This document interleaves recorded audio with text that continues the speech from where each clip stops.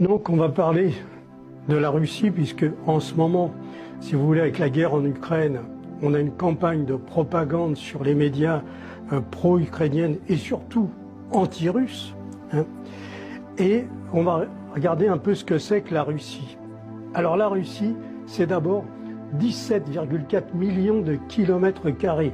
Il faut savoir que la France, c'est 550 000 kilomètres carrés. C'est-à-dire que la Russie, c'est 33 fois la surface de la France, dont 7,7 millions de kilomètres carrés de forêt. C'est un véritable trésor qu'il possède. C'est la plus grande forêt du monde. C'est un petit pays au niveau des habitants, puisqu'il n'y a que 145 millions d'habitants. Mais au niveau de la richesse, c'est un pays c'est l'Eldorado. C'est pas comparable avec l'Espagne, avec l'Italie ou quoi que ce soit, même pas d'ailleurs avec la totalité de l'Europe, puisque la Russie, c'est le deuxième producteur mondial d'or, très très loin devant les États-Unis. C'est le 6e producteur de charbon. Alors, et surtout, c'est le 3e producteur de titane. Or, le titane, c'est quoi? C'est un métal qui possède des qualités tout à fait exceptionnelles. Il faut savoir que on fait beaucoup d'objets en acier qui sont des alliages. L'acier, c'est une densité de 7,8 au décimètre cube.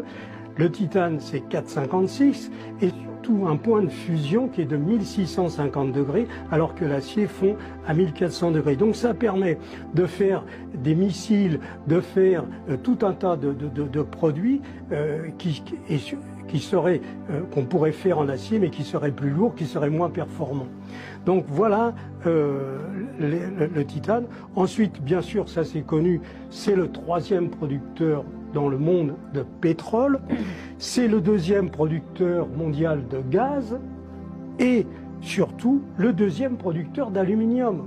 Or, avec les idioties qui ont été faites par nos gouvernants, par toute l'Union européenne, de mettre la Russie sous embargo, et bien maintenant, on a de grandes difficultés en ce qui nous concerne pour trouver de l'aluminium, puisque évidemment, on n'achète plus rien aux Russes, mais on se prive de nos matières premières, et il y a beaucoup de sociétés en France et en Allemagne qui ferment les portes.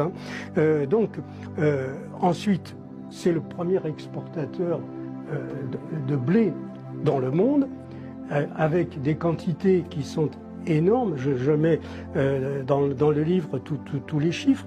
Il faut savoir qu'ils ont multiplié d'une façon phénoménale la production de blé entre 2000 et 2022. Donc comme je l'ai déjà dit, le président Vladimir Poutine a redressé ce pays, puisque tout à l'heure je vous parlais de mon voyage que j'ai effectué, c'était en 99 en Sibérie, et donc j'ai pu voir dans quel état économique était ce pays à l'époque et comment ce pays a été redressé sous la direction de Vladimir Poutine. C'est quelque chose de tout à fait remarquable. Et c'est aussi le premier producteur mondial de diamants. Alors là, en ce qui concerne les diamants, je peux vous dire qu'il n'y a pas eu d'embargo, parce que les gens l'ignorent peut-être, mais la place où tous les diamants dans le monde sont traités, elle se trouve à Anvers, dans une rue. Et là, eh bien, pendant la guerre, on va dire que les affaires ont continué, puisque les diamants arrivaient toujours à Anvers, où ils se faisaient l'objet. Donc je ne vais pas rentrer dans le détail, mais vous voyez un peu que là, il y a des exceptions au niveau des embargos. Alors là, je vais vous faire voir un tableau qui va vous surprendre, parce que on n'imagine pas, mais ça va nous permettre de comprendre beaucoup d'autres choses.